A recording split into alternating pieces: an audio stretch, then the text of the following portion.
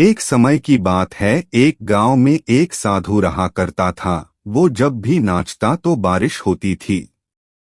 गांव के लोगों को जब भी बारिश की जरूरत होती थी तो वे लोग साधु के पास जाते और उनसे अनुरोध करते कि वे नाचें, और जब वो नाचने लगता तो बारिश जरूर होती। कुछ दिनों बाद 4 लड़के शहर से गांव में घूमने आए। जब उन्हें यह बात मालूम हुई कि किसी साधु के नाचने से बारिश होती है तो उन्हें यकीन नहीं हुआ।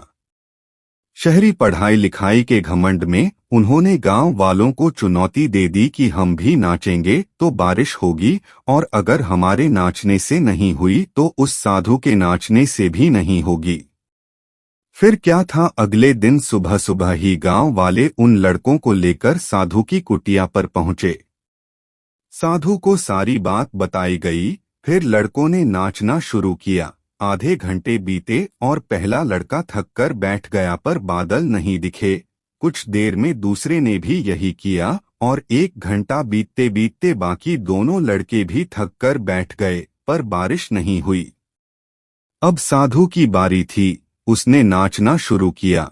1 घंटा बीता, बारिश नहीं हुई। साधु नाचता रहा। 2 घंटा बीता, बारिश नहीं हुई, पर साधु तो रुकने का नाम ही नहीं ले रहा था। धीरे धीरे शाम ढलने लगी कि तभी बादलों की गड़गड़ाहट सुनाई दी और जोरों की बारिश होने लगी। लड़के दंग रह गए और तुरंत साधु से क्षमा मांगी और पूछा, बाबा भला ऐसा क्यों हुआ कि हमारे नाचने से बारिश नहीं हुई और आपके नाचने से हो गई?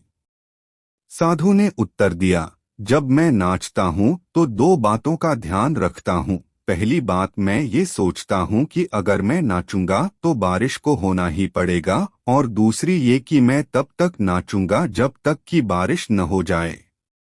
इस कहानी का शिक्षा ये है, किसी चीज को चाहते हैं तो उसके लिए सभी ओर से सकारात्मक होकर सोचना चाहिए।